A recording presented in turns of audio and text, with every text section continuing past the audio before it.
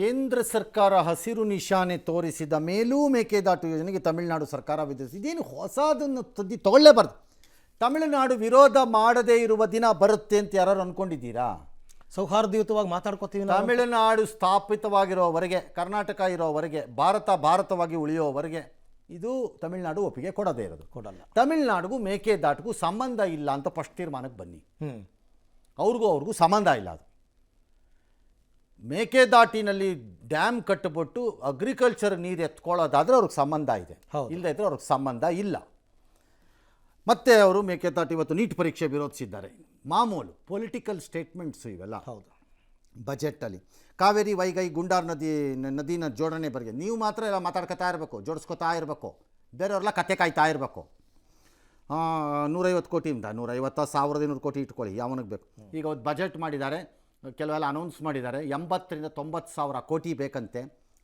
Tamil Nadu pauper ಚಿಟ್ಟಿ ಹಿಡಿಯೋದಕ್ಕೆ ಭಾಳ ದಿನ ಬೇಕಾಗಿಲ್ಲ. DMKನೂ ಅಷ್ಟೇ ಭಾಳ ಆತರವಾಗಿ ಅಟ್ಯಾಕ್ ಮಾಡ್ತಿದ್ದಾರೆ ಆ ಗೌರ್ನಮೆಂಟನ್ನು. ಎಲ್ಲದಕ್ಕೂ ಅವರೇ ಕಾರಣ ಅಂತ. ಬಟ್ ಅಲ್ಲಿ ತನಕ ಇವರೇ ಇದ್ರು. ನೀಟ್ ಪರೀಕ್ಷೆ ಇದು TVK ಸರ್ಕಾರ ಸರಿ ಇಲ್ಲ. ಈ ನೀಟ್ ಪರೀಕ್ಷೆ TVK ಸರ್ಕಾರ ಮಾಡಿತ್ತಾ? ನಿಮ್ಮ ಸರ್ಕಾರದಾಗೇನು ಕತೆ ಕಾಯ್ತಿದ್ರ ಅಂತ ಕೇಳ್ಬೇಕು ಯಾರೋ ಒಬ್ಬರು. ಎಲ್ಲದಕ್ಕೂ ಅವರೇ ಅಂತಿದ್ದಾರೆ. ಅದು ಅವ್ರ ರಾಜಕಾರಣ, ಏನಾದ್ರು ಮಾಡ್ಕೊಳ್ಳಿ. ಈ ಮಧ್ಯೆ ಉದಯನಿಧಿ ಸ್ಟಾಲಿನ್ ಅದೇನೋ ತ್ರಿಷಾ ಬಗ್ಗೆ ಮಾತಾಡಿದ್ರು ಆರೋಪಕ್ಕೆ ಜೈಲ್ಗೆ ಹೋಗಿದ್ರು, ಪೊಲೀಸ್ ಸ್ಟೇಷನ್ಗೆ ಹೋಗಿದ್ರು, ಮಧ್ಯರಾತ್ರಿ ಬಿಡುಗಡೆ ಮಾಡಿದ್ದಾರೆ. ಅದು ಎಂಡ್ ಆಗಲ್ಲ. ಅದು ಅಲ್ಲಿ ವೈಯಕ್ತಿಕವಾದಂಥ ಯುದ್ಧ ಪ್ರಾರಂಭವಾದಂಗೆ ಇದೆ. ಅದು ಅನುಭವಿಸ್ಬೇಕು ತಮಿಳುನಾಡಿನ ಜನ ಅಷ್ಟೇ. ಎಸ್. ಇನ್ನು ಎಥನಾಲ್ ಮಿಶ್ರಿತ E20 ಪೆಟ್ರೋಲ್ನಿಂದ ವಾಹನಗಳಿಗೆ ಹಾನಿಯಾಗಲ್ಲ, ಮೈಲೇಜ್ ಕಡಿಮೆ ಆಗುತ್ತೆ ಅನ್ನೋ ಸುಳ್ಳು ಅಂತೆಲ್ಲ ಕೇಂದ್ರ ಸಚಿವ ನಿತಿನ್ ಗಡ್ಕರಿ ಅವರು ಸಂಸತ್ನಲ್ಲೇ ಹೇಳಿದ್ದಾರೆ. BS3 ಇಂಜಿನ್ಗೂ ಏನೂ ಆಗಲ್ಲ, BS4 ಈಗ ನಾವು ಯೂಸ್ ಮಾಡ್ತಾ ಇರೋದು ಏನೂ ಆಗಲ್ಲ. ಜೊತೆಗೆ ವಾಹನ ತಯಾರಿಕಾ ಕಂಪನಿಗಳು, ಆಟೋಮೊಬೈಲ್ ಸಂಸ್ಥೆಗಳು, ಗ್ರಾಹಕ ಸಂಘಟನೆಗಳಿಂದಲೂ ಕೇಂದ್ರಕ್ಕೆ ಇಲ್ಲಿ ತನಕ ಯಾವುದೇ ದೂರ ಕರೆಕ್ಟು ಒಪ್ಕೋತೀವಿ. ಬಹಳ ದೇಶಗಳಲ್ಲಿ ಈ ಪ್ರಾಕ್ಟೀಸು ಇದೆ. ಹೌದು. ಅಮೆರಿಕ ಸೇರಿದಂತೆ, ಬ್ರೆಜಿಲ್ ಸೇರಿದಂತೆ ಎಲ್ಲ ಕಡೆಯಲ್ಲೂ ಈ ಎಥನಾಲನ್ನು ಮಿಕ್ಸ್ ಮಾಡುವಂಥದ್ದು ಇದೆ. ಆದರೆ ಅಲ್ಲಿಗೂ ನಮಗೂ ಇರೋ ವ್ಯತ್ಯಾಸ ಅಂದರೆ ಆಯ್ಕೆ ಇದೆ. ಅಲ್ಲಿ ಐದರ್ ಇದು ಅಥವಾ ಅದು ಅನ್ನೋ ರೀತಿ ನೀನು ಆಯ್ಕೆ ಮಾಡ್ಕೋಬೋದು ಗ್ರಾಹಕನಾಗಿ ಅಂತ ಒಂದಿದೆ. ಭಾರತದಲ್ಲಿ ಆಯ್ಕೆ ಕೊಟ್ಟರೆ ಯಾರೂ ಹೋಗಲ್ಲ. ಅದೇನು ಬೇಡವಂತೆ, ಬೇಡಪ್ಪ ಇದಾಕ್ಸಪ್ಪ ಅಂದ್ಬಿಡೋದು ಅಂತ ಅಂದ್ಬಿಡ್ತಾರೆ. ಬಟ್ ಆಯ್ಕೆ ಇದೆ, ಇಲ್ಲ ಆಯ್ಕೆ ಇಲ್ಲ, ಅಷ್ಟೇ ವ್ಯತ್ಯಾಸ. ಓಕೆ. ಸಾಂಪ್ರದಾಯಿಕ ರೆಸಿಪಿ, ಮತ್ತಷ್ಟು ಬೇಕೆನಿಸುವ ರುಚಿ. ಕೋಡುಬಳೆ ಅಂದ್ರೆ ಅಡುಕಲೆ. ಬಾಹ್ಯಾಕಾಶದಲ್ಲಿ 1 ವರ್ಷದಿಂದ ಅಲ್ದಾಡ್ತಾ ಇತ್ತು ಸ್ಪೇಸ್ ಎಕ್ಸ್ ಫಾಲ್ಕನ್ನು. ಯಾಕೆ? ಅದರ ಅಪ್ಪ ಅಮ್ಮ ಕೈ ಬಿಟ್ಬಿಟ್ಟು ಕಾಣೆ ಆಗ್ಬಿಟ್ಟಿದ್ರು. ಈ ಜಾತ್ರೆಗೆ ಹೋದ್ರೆ ಮಗು ಕಾಣೆ ಆಗತ್ತಲ್ಲ, ಅಪ್ಪ ಅಮ್ಮ ಎಲ್ಲ ಹೋದ್ರು ಮಗು ಎಲ್ಲ ಹೋಯ್ತು ಅಂತಾರಲ್ಲ, ಹಾಗೆ ಆಗಿತ್ತಾ ಅಂದರೆ ಹಾಗೇನಿಲ್ಲ. ಅದು ತನ್ನ ಕೆಲಸ ಪೂರೈಸಿದ ಮೇಲೆ ಸ್ಪೇಸಲ್ಲೇ ತಿರುಗಾಡ್ತಿತ್ತು. ಅಂತರ್ಪಿಚಾಚಿ ಅಂತಾರಲ್ಲ, ಆ ಟೈಪ್ ಅಂತರ್ಪಿಚಾಚಿ ಟೈಪ್ ಓಡಾಡ್ಕೊಂಡಿತ್ತು ಅದ್ರ ಪಾಡಿಗೆ. ಅದು ಯಾವ ಈ ಫೋರ್ಸ್ ಒಳಗೆ ಸಿಕ್ಕಾಕೋತೋ ಏನೋ ಗೊತ್ತಿಲ್ಲ. ಸುಮಾರು ಒಂದು 8,700 ಕಿಲೋಮೀಟರ್ ಗಂಟೆಗೆ ವೇಗದಲ್ಲಿ ಚಂದ್ರನಲ್ಲಿ ಒಂದು ಐನ್ಸ್ಟೀನ್ದೊಂದು ಕುಳಿ, ಒಂದು ಕುಳಿಯನ್ನು ಗುರುತಿಸಿದ್ದಾರೆ. ಅದಕ್ಕೊಂದು ಹೆಸರನ್ನು ಇಟ್ಟಿದ್ದಾರೆ, ಐನ್ಸ್ಟೀನ್ ಹೆಸರಿಟ್ಟಿದ್ದಾರೆ. ಅದರ ಹತ್ರ ಹೋಗಿ ಢಮಾರ್ ಅಂತ ಗುದ್ದಿದೆ ಸರಿಯಾಗಿ. ಅದು ಫಾಲ್ಕನ್ 9 ರಾಕೆಟ್. ಅದು ಪವರ್ಫುಲ್ ರಾಕೆಟ್. ಅದು ಇಲ್ಲ ಅಂತಲ್ಲ. ಇದು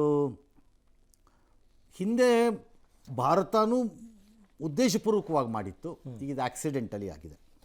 ಸೊ ಬಹು ಜನ ಇದನ್ನು ವಿಚಿತ್ರವಾದ ವರ್ಣನೆಗೆ ಒಳಪಡಿಸ್ಬಿಟ್ಟಿದ್ರು. ಇದರಿಂದ ಚಂದ್ರನ ಕಕ್ಷೆನೇ ಅಲ್ಲೋಲ ಕಲ್ಲೋಲ ಆಗೋಗ್ಬೋದು, ಅದರ ಪರಿಣಾಮ ಭೂಮಿ ಮೇಲೆ ಬೀಳಬಹುದು ಅಂತೆಲ್ಲ ಒಂದು ಬಂದಿತ್ತು. ಇವತ್ತು major scientific organisations like NASA ಮತ್ತು ಉಳಿದವರೆಲ್ಲ ಕ್ಲಾರಿಫಿಕೇಶನ್ ಕೊಟ್ಟಿದ್ದಾರೆ. ಹಾಗೇನೂ ಆಗಲ್ಲ, ಅಂಥದ್ದೇನು ಸಮಸ್ಯೆ ಇಲ್ಲ ಅಂತ ಹೇಳಿದ್ದಾರೆ. ನಂಬರ್ 2, ಇದು ಆಗಿರೋದು ಒಳ್ಳೆಯದು ಆಗಬಹುದೇನೋ ಹೇಳಲಿಕ್ಕೆ ಬರಲ್ಲ. ಇದನ್ನ ಬೇರೆ ದಿನಗಳಲ್ಲಾಗಿದ್ರೆ ಗುರ್ತಿಸಕ್ಕೆ ಆಗ್ತಾನಿಲ್ಲ. ಇದು ಹಿಂಗೆ ಹೊಡಿತಂತೆ ಮಾಡ್ತಾರೆ. ಈಗ ಹೊಡೆದಿರೋದ್ರದ್ದು ಪಿಕ್ಚರ್ಸ್ ಎಲ್ಲ ಸಿಕ್ಕಿದೆ, ಬಿಕಾಸ್ ಪವರ್ಫುಲ್ ಟೆಲಿಸ್ಕೋಪ್ಸ್ ಇದೆ, ಅದರಲ್ಲಿ ಸಿಕ್ಕಿದೆ. ಹಾಗಾಗಿ ಅದು ಹೊಡೆದಾಗ ಅದರಿಂದ ಆಗಿರುವಂತಹ ಬದಲಾವಣೆಗಳು ಅಥವಾ ಏನಕ್ಕೆ ಬೆಳಕು ಬಂತು, ಯಾವ್ಯಾವುದು ಪದಾರ್ಥಗಳು ಆಚೆ ಬಂದಿದೆ, ಅವುಗಳದ್ದು ಗುಣಲಕ್ಷಣಗಳೇನು, ಇದೆಲ್ಲ ಅಧ್ಯಯನ ಮಾಡಲಿಕ್ಕೆ ಸಹಾಯ ಆಗಬಹುದು. ಅಚಾನಕ್ಕಾಗಿ ತಪ್ಪೇ ವರ ಆಗಬಹುದು. ಕರೆಕ್ಟ್, ಗೊತ್ತಿಲ್ಲ, ವಿ ಡೋಂಟ್ ನೋ. ಇದನ್ನು ತಪ್ಪು ಅಂತ ನಾನು ಹೇಳಲ್ಲ, ಯಾಕಂದರೆ ಎಲಾನ್ ಮಸ್ಕು ನಂದು ರಾಕೆಟ್ ತಗೊಂಡೋಗಿ ಗುದ್ದುಬಿಡ್ತೀನಿ ನೋಡಿವಾಗ ಅಂತಬಿಟ್ಟು ಗುದ್ದುಬಿಟ್ಟಿದ್ದಾರೆ ಅಂತ ಅಲ್ಲ. ಅದು ಅದಾಗದೆ ಹೋಗಿದೆ. ಅದು ಹಾಗಾಗಿ ಗೊತ್ತಿಲ್ಲ. ಒಂದು ನ್ಯಾಚುರಲಿ ಆಗಿರೋ ಒಂದು ಇದು ಘಟನೆ ಲಾಭನೂ ಆಗ್ಬೋದು. ವರ್ಷಾಂತ್ಯದಲ್ಲಿ ತಾಯ್ನಾಡಿಗೆ ಮರಳುತ್ತೀನಿ ಅಂತ ಬಾಂಗ್ಲಾದೇಶ ಮಾಜಿ ಪ್ರಧಾನಿ ಶೇಖ್ ಹಸೀನಾ ಅವರು ಹೇಳಿದ್ದಾರೆ. ಯುವ ಜನತೆಯ ದಂಗೆಗೆ ಹೆದರಿ ಆಗಸ್ಟ್ 24ರಲ್ಲಿ ಅವರು ದೇಶ ತೊರೆದು ಬಂದಿದ್ರಲ್ಲ, ದೆಹಲಿನಲ್ಲಿ ಆಶ್ರಯ ಪಡೆದಿದ್ರು. ಈಗ ಮೊದಲ ಬಾರಿಗೆ ಸಾರ್ವಜನಿಕವಾಗಿ ಮಾತನಾಡಿದ್ದಾರೆ. ಅಲ್ಲಿ ನಡೆದಿದ್ದೆಲ್ಲ ಚಳುವಳಿ ಅಲ್ಲ, ಅದು ವಿದ್ಯಾರ್ಥಿ ಚಳುವಳಿ ಅಲ್ಲ, ಆಡಳಿತ ಬದಲಾವಣೆ ಆಗಬೇಕು ಅಂತಲೇ ಮಾಡಿದ್ದು. ಈಗ ನಾನು ಸ್ವದೇಶಕ್ಕೆ ಹೋದಾಗ ನನ್ನ ಜೈಲಿಗೆ ಹಾಕ್ಬೋದು, ಹಾಗಂತ ನಾನು ಹೆದರ್ಕೊಂಡು ಕೂತ್ಕೊಳ್ಳಲ್ಲ, ಹೋಗ್ತೀನಿ ಅಂತ ಹೇಳಿ. ಸ್ವದೇಶಕ್ಕೆ ಹೋದಾಗ ಅವ್ರನ್ನ ಜೈಲಿಗೆ ಹಾಕಿದ್ರೆ ಪ್ರಾಬ್ಲಮ್ ಅಲ್ಲ, ಜೈಲಲ್ಲಿ ಇರ್ಬೋದು. ಇಮ್ರಾನ್ ಖಾನ್ ಥರ ಇಮ್ರಾನ್ ಖಾನ್ ಕೊಡ್ತಿರೋ ಶಿಕ್ಷೆ ಥರ ಅಲ್ಲೂ ಶಿಕ್ಷೆ ಕೊಟ್ಟರೆ ಒಮ್ಮ ಬದುಕತ್ತಾರ ಇಲ್ವೋ ನನಗೆ ಗೊತ್ತಿಲ್ಲ. ನಂಬರ್ 1. ನಂಬರ್ 2, ಈ ಮೇಡಮ್ ಹೋಗಿದ್ದು 15 ದಿನದಲ್ಲೋ 6 ತಿಂಗಳಲ್ಲೋ 3 ತಿಂಗಳಲ್ಲೋ ಕೋರ್ಟ್ ನಡೆಸಿ ಈಕೆ ದೋಷಿ ಅಂತ ತೀರ್ಮಾನ ಮಾಡಿ ನೇಣು ಹಾಕಿದ್ರೆ ನನಗೆ ಆಶ್ಚರ್ಯ. ಅದು ಪ್ರಾಬ್ಲಮ್. ಕರೆಕ್ಟ್. ಅದು ಅವರಿಷ್ಟ. KS ಪರೀಕ್ಷೆಯಲ್ಲಿ ಅಕ್ರಮದ ಆರೋಪ, 25 ಮಾರ್ಕ್ಸ್ಗೆ 1.5 ಕೋಟಿ ಹಣಕ್ಕೆ ಡಿಮಾಂಡ್ ಅಂತ ಗಂಭೀರ ಆರೋಪ. ಯಾರು ಇವ್ರನ್ನೆಲ್ಲ ಅಪಾಯಿಂಟ್ ಮಾಡಿದವ್ರಲ್ಲ ರಾಜೀನಾಮೆ ಕೊಡಬೇಕು ಅಂತ ಶುರು ಮಾಡ್ರಪ್ಪ. ಸರ್ಕಾರನೇ ಹೋಗಬೇಕು, ಸರ್ಕಾರ ಹೋಗ್ಬೇಕು. DK ಶಿವಕುಮಾರ್ ಹೋಗ್ತಾ ಇರ್ಬೇಕು, ನೀವು ಮನೆಗೆ ಹೇಳ್ರಪ್ಪ. ಅಲ್ಲಿ ಮಾಡಿದ್ರಲ್ಲ, ಇಲ್ದಿರಿ ಅವ್ರನ್ನ ರಾಜೀನಾಮೆ ಕೊಡಿಸಿ ಮನೆಗೆ ಕಳಿಸ್ರಿ, ಹೇಳ್ರಪ್ಪ. ರಾಹುಲ್ ಗಾಂಧಿ ಸಾಹೇಬ್ರೆ ಎಲ್ಲಿದ್ದೀರಿ, ಕರೀರಿ. ಇದು ಅಕ್ರಮ ಅಲ್ವಾ? ಬರೀ ಎಕ್ಸಾಮ್ ಮಾತ್ರನಾ? ಉದ್ಯೋಗದ್ದು ಅದೇ ತಾನೆ. ಭ್ರಷ್ಟರು 25 ಮಾರ್ಕ್ಸ್ಗೆ ಇಂಟರ್ವ್ಯೂನಲ್ಲಿ 1.5 ಕೋಟಿ ಕೊಟ್ಟು ಬಂದ ಅಂದರೆ ಏನು ಕಳೆಕ ಬೀಜ ತಿನ್ನಕ್ಕೆ ಬಂದಿದ್ದಾನ ಅವನಿಲ್ಲಿ? ಅದನ್ನು ಅವನು ದುಡ್ಕೊಳ್ಳೋದು ಕಮಂಡಲ ಹಿಡ್ಕೊಂಡು ಓಂ ನಮೋ ನಾರಾಯಣ ನಾರಾಯಣ ಅನ್ಕೊಂಡು ಕೂತ್ಕೊಳ್ಳೋಕೆ ಬಂದಿದ್ದಾನ ಅವನು? ಇದೇನಿದು? ಯಾರು ಅವನನ್ನು ತಂದವನು, ಡಿಮಾಂಡ್ ಮಾಡಿದವನನ್ನು ತಂದನ್ನಲ್ಲಿಗೆ ಆ ತಂದಿದ್ದು ಲೀಡ್ರ್ ಯಾರು, ಅವನು ಹೇಳ್ಕೊಂಬನ್ರಿ ಅಂತ ಹೇಳ್ಬೇಕಪ್ಪ ಅವಾಗ. ಅದು ಇದು ಏನು ಅದನ್ನು ಬಿಟ್ಬಿಟ್ಟು ಬರೀ ಒಂದು ಬರೀ ನೀಟ್ ಮಾತ್ರ ಹಂಗಾಗಲ್ಲ. Congress party has to be study. ಎಲ್ಲ ಕ್ರಮಗಳನ್ನು ವಿರೋಧ ಮಾಡುವಂಥ ತಾಕತ್ತಿದ್ದರೆ ಮಾಡಿ. ಬರೀ ನನಗೆ ಇಲ್ಲಿ ಬೇಕು ಅಲ್ಲಿ ಬೇಕು, ಅಲ್ಲಿ ಬೇಕಾದಾಗ ಇಲ್ಲಿ ಬೇಕಾದಾಗ ಅಲ್ಲಿ ಮಾಡ್ತೀನಿ ಅಂತಂದ್ರೆ ನಿಮ್ಮನ್ನು ಏನಂತ ಕರಿಬೇಕು ನಾವು? ಹೌದು. ಎಸ್, ರಾಜ್ಯದಲ್ಲಿ ಮಳೆ ಕೊರತೆ ಅಲ್ಲಲ್ಲಿ ಇದೆ. ನಿರಂತರವಾಗಿ ಮಳೆ ಎಲ್ಲ ಕಡೆ ಬಂದಿಲ್ಲ. ಕೆಲವು ಕಡೆ ಎಲ್ಲ ಬರ ಅಧ್ಯಯನವನ್ನು ಆಡಳಿತ ಮತ್ತು ಪ್ರತಿಪಕ್ಷದ ಇಬ್ಬರು ಮಾಡ್ತಾ ಇದ್ದಾರೆ. ಮಾಡಿ ಸಂತೋಷ. ಬಟ್ ಹೋಗಿ ನೋಡ್ಕೊಂಬಂದು ಫೋಟೋ ತೆಗೆಸಿದ್ರೆ ಪ್ರಯೋಜನ ಇಲ್ಲ. ಪರಿಹಾರ ಕೊಡೋಕ್ಕಾಗತ್ತಾ ನೋಡಿ ಫಸ್ಟು. ಅದು ಏನಾದರೂ ಸಮಾಧಾನಗಳು ಮಾಡೋಕ್ಕಾಗತ್ತಾ ಅನ್ನೋದನ್ನು ಅವ್ರವ್ರ ತೋಚ್ದಂಗೆ ಎಲ್ಲ ಕಡೆ ಮಾಡಿದ್ದಾರೆ. BJP ಅವರೆಲ್ಲೋ ಧಾರವಾಡದಲ್ಲಿ, ಹಾಸನದಲ್ಲೆಲ್ಲೋ ಹೊಸ ಮಂತ್ರಿಗಳು, ಸಂತೋಷ್ ಲಾಡ್ ಹುಬ್ಬಳ್ಳಿ ಕಡೆ ಈ ಥರ ಎಲ್ಲ ಮಾಡ್ಕೊಂಡಿದ್ದಾರೆ. ಈ ಮಧ್ಯೆ ಕಾವೇರಿ ಕಣಿವೆಯಲ್ಲಿ ಆ ಕಡೆ ಮಳೆ ಬರ್ತಿರೋ ಪರಿಣಾಮ, ಆ್ಯಕ್ಚುಲಿ ಕಾವೇರಿ ಕಣಿವೆಯಿಂದ ನಮಗೆ ಲಾಭ ಆಗ್ತಿರೋದು ಕೇರಳದಲ್ಲಿ ಮಳೆ ಆಗ್ತಾ ಇರೋದು ಕಬಿನಿಗೆ ಬರ್ತಾ. ನಿಮಗೆ ಕಬಿನಿಗೆ ನೀರು ಬಂದಿದೆ. ಕಬಿನಿ ಸಣ್ಣ ಡ್ಯಾಮು. ಹೆಚ್ಚು ಕಡಿಮೆ ಕಬಿನಿ ಇರೋದೇ ತುಂಬಿಬಿಟ್ಟು KRSಗೆ ಬಿಡೋಕ್ಕೆ ಅಂತಲೇ ಇರೋದು ಅದು ಡ್ಯಾಮ್. ಅದು ತಮಿಳ್ನಾಡಿಗೆ, ತಮಿಳ್ನಾಡಿಗೆ ಬಿಡೋಕ್ಕೆ ಅಲ್ಲಿ ಬಿಟ್ಟಿದ್ದೀವಿ. ಸೊ ತಮಿಳ್ನಾಡಿಗೆ ಒಂದು 3,500 ಕ್ಯೂಸೆಕ್ ಬಿಡಿ ಅಂತ ನಿರ್ವಹಣಾ ಪ್ರಾಧಿಕಾರದವ್ರು ಹೇಳಿದ್ರು. ತಗೊಳ್ರಿ, ಇಟ್ಕೊಳ್ರಿ, ಜಾಸ್ತಿನೇ ಇರಲಿ ಅಂದ್ಬಿಟ್ಟು ನಾವು ಒಂದು 4 TMC ಅಷ್ಟು ಕೊಟ್ಟಿದ್ದೀವಿ. ಅವರೇನು ಅದಕ್ಕೆ ಪ್ರೀತಿ ಸಂತೋಷದಿಂದ ಥ್ಯಾಂಕ್ ಯು ಅಷ್ಟಾರು ಮಾಡಿದ್ರಲ್ಲಪ್ಪ. ಅದು ಮಳೆ ಬಂತು ಬಿಟ್ಟಿದ್ದಾರೆ, ಇನ್ನೂ ಜಾಸ್ತಿ, ಇನ್ನೂ 66 TMC ಕೊಡಬೇಕು. ಗೊತ್ತಾ ಯಾವಾಗಿಂದು ಅಂದರೆ ಅದು 1844 ಕೊಟ್ಟಿಲ್ಲ ಅಂತಬಿಟ್ಟು ಸ್ಟಾರ್ಟ್ ಮಾಡ್ತಾರೆ ಬೇಕಾದ್ರೆ. ಅಂಥ ಗಿರಾಕಿಗಳ ಹತ್ರ ಏನು ಮಾಡೋಕ್ಕಿಲ್ಲ. ಮಳೆನೇ ಮದ್ದು ಅಷ್ಟೇ, ಇದಕ್ಕೆಲ್ಲ ಇನ್ನೇನೂ ಇಲ್ಲ. ಏನೋ ಆಲ್ಮಟ್ಟಿನಲ್ಲಿ 123 TMCಗೆ 110 ಇದೆ. ಒಂದು ಕೆಲವು ಕಡೆ ಮಂಡ್ಯ ಜಿಲ್ಲೆನಲ್ಲಿ ನಾಲೆಗೆ ನೀರು ಬಿಡಿ ಅಂತ ಕೇಳ್ತಿದ್ದಾರೆ. KRSಗೂ 106 ಅಡಿ ಇದೆಯಂತೆ. 106.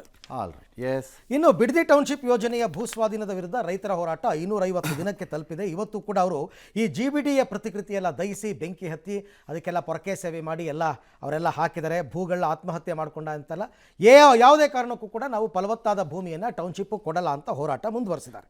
ಸರಿ. ಇನ್ನು 2,000 ರೂಪಾಯಿ ಮೇಲಿನ UPI ಪಾವತಿ ಅದರ ಮೇಲೆ ಮಾಡಿದ್ರೆ 0.25 ಇಂದ 0.4% ಟ್ಯಾಕ್ಸ್ ಹಾಕೋ ಒಂದು ಅಟೆಂಪ್ಟನ್ನು ಕೇಂದ್ರ ಸರ್ಕಾರ ಮಾಡ್ತಾ ಇದೆ. ಇನ್ನೊಂದು ಅಷ್ಟೇ ತಯಾರಿ, ಇನ್ನೊಂದಷ್ಟು ಕಾಸು ಕಿತ್ಕೊಳ್ಳೋದು ಜನರಿಂದ, ಇನ್ನೇನಿಲ್ಲ. ಒಂದು ಕಡೆ ಕೇಂದ್ರ ಸರ್ಕಾರ ಎಲ್ಲ ಡಿಜಿಟಲ್ ಪೇಮೆಂಟ್ಗೆ ಹೋಗಿ ಅನ್ನೋದು, ಇನ್ನೊಂದು ಕಡೆಯಿಂದ ಟ್ಯಾಕ್ಸ್ ಹಾಕೋದು. ಬರೀ ಕಿತ್ಕೊಳ್ಳೋದೇ ಆಯಿತು, ಕೊಡೋದೇನು ಕೇಳಬೇಡ. ಒಂದು ಕಾಲ ಅಣಿದು ಬರೀ ಕಿತ್ಕೊಳ್ಳೋ ಇದು. ಎರಡನೇದು ಮಾಡಿದ್ದಾರೆ ಈಗ, ಅದಕ್ಕೇನೋ ಟ್ರೈ ಮಾಡ್ತಿದ್ದಾರೆ ಲೋಕಸಭೆಯಲ್ಲಿ. ಅದು ಪಾಸ್ ಆಗುತ್ತೋ ಇಲ್ವೋ ಗೊತ್ತಿಲ್ಲ. ಪ್ಲಾಸ್ಟಿಕ್ ನೋಟ್ ಮಾಡ್ತಾ, ಪ್ಲಾಸ್ಟಿಕ್ ಚಿನ್ನದಲ್ಲಿ ಮಾಡಿಸ್ಕೊ ಹೋಗ್ರಿ ರೀ, ಯಾವನಿಗೆ ಬೇಕು ನೀವು ಯಾವ ನೋಟ್ ಮಾಡಿದ್ರು. ನೋಟ್ಗೆ ಬೆಲೆ ಇಲ್ಲ, ಇಳಿತಾ ಇಲ್ಲ. ಏನು ಮಾಡಿದ್ರು 100 ರೂಪಾಯಿ ಟಚ್ ಮಾಡೋದು ಯಾವತ್ತು ಅಂತ ಕಾಯ್ತಾ ಇದ್ದೀವಿ. ಅದರಲ್ಲಿ ಇವರು ಪ್ಲಾಸ್ಟಿಕ್ ನೋಟ್ ಮಾಡಿಕೊಂಡು ಇವತ್ತು ಪ್ಲಾಸ್ಟಿಕ್ ನೋಟ್ ಅಂತೆ. ಎಸ್. ಇನ್ನು ಆಪರೇಷನ್ ಫುಟ್ಪಾತ್ ತೆರವು ಕಾರ್ಯಾಚರಣೆ ಬೆಂಗಳೂರಿನಲ್ಲಿ ಇವತ್ತು KR ಮಾರ್ಕೆಟ್ ಹತ್ರ ನಡೀತು. ಆ ಮೈಸೂರು ಫ್ಲೈಓವರ್ ಇದೆಯಲ್ಲ, ಅದ್ರ ಕೆಳಗಡೆ ಮಾಫಿಯಾ ಅಂತೆ.